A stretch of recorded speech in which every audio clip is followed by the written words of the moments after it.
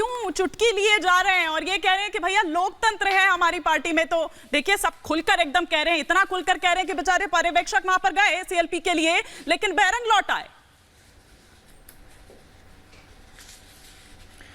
जी, ये लोकतंत्र की दुहाई वो लोग दे रहे हैं देश में जिन्होंने इमरजेंसी लगाई थी, भूलना नहीं चाहिए। ये लोकतंत्र की दुहाई वो लोग दे रहे हैं जिन्होंने दिल में देश में पोस्टल बिल लेकर आए थे, याद करना चाहिए।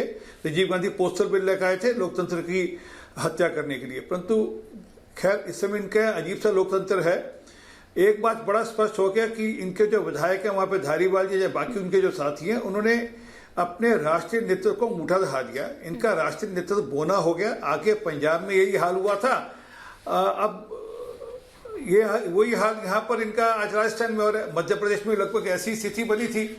तो इनके जो राज्य के नेता हैं वो अंगूठा दिखा रहे हैं।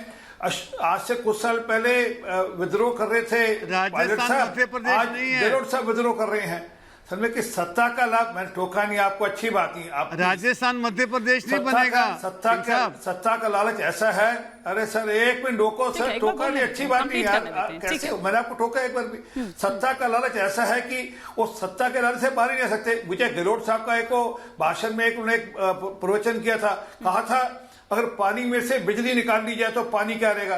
लगता है गहलोत साहब उस पर टिके हुए हैं। उनको लगता है कि अगर मैं राष्ट्रीय अध्यक्ष भी बनूं तो क्या, पर मैं मुख्यमंत्री का पद नहीं छोड़ूंगा। मुख्यमंत्री का कंट्रोल मेरे हाथ में रहना चाहिए। तो सारी बात तो सत्ता की है, सत्ता का लालच दिख रहा है और वहां पर खुलेआम बिगुल बच चुका है विद्रोह का इनके पार्टी में। और इनकी पार्टी में इतना ओपन हो गया मामला, जिसको ये कह रहे हैं लोकतंत्र है, वो ठेंगा दिखा रहे हैं पूरी कांग्रेस पार्टी को। ठीक है, आपको एक रिएक्शन दीजिए, फिर मैं अवधेश जी का रुख करूंगा। मैं धन्यवाद करता हूं आरपी सिंह जी का।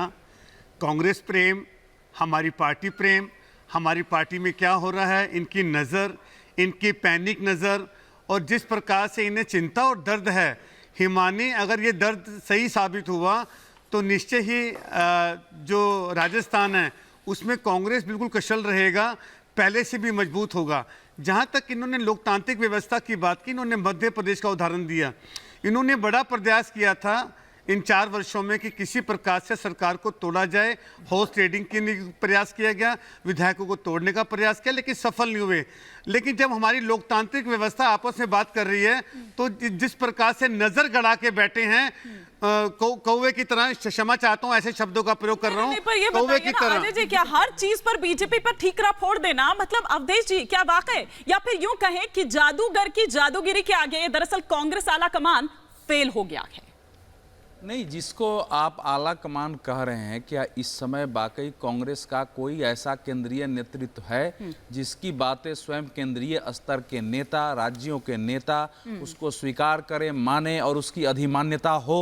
मूल सवाल तो यही है। देखिए, जो कुछ इस समय राजस्थान में दिख रहा है, मेरे जैसे व्यक्ति को अगर ये न दिखता तो आश्चर्य होता। अगर आसानी से वहां का सत्ता परिवर्तन हो जाता, अशोक गहलोत नामांकन दाखिल करके चुपचाप दिल्ली चले आते, तो मेरे जैसे लोगों को हैरत होती कि क्या हो गया, क्या कांग्रेस को सुधर गई क्या?